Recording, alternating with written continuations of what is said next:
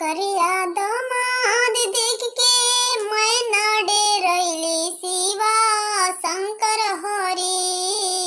करिया दामाद देख के मैं न डेरैली शिवा शंकर हरि।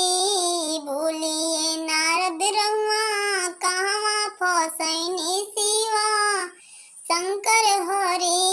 बोलिए नारद रउआ कहवा फसैनी शिवा शंकर हरि। शिव जी के रूप देख के कापेला बदनवा। शिव जी के रूप देखी कापेला बदनवा। साप बिछुआ लटकल बाने उनके गरदनवा।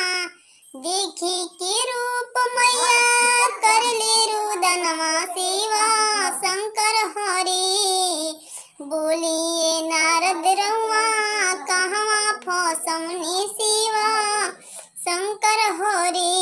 शिव जी तो लागताने कवनो सपेरा। रहे के न ठिकाना बाटे नइखे रहे के न डेरा।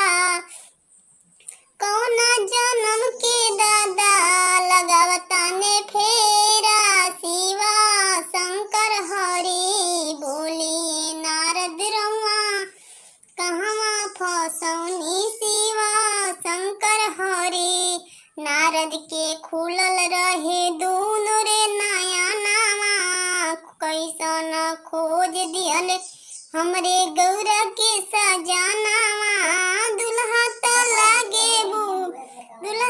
लागे बूढ़ हमारा दानवा शिवा शंकर हरि। बोलिए नारद रउआ कहवा फसौनी।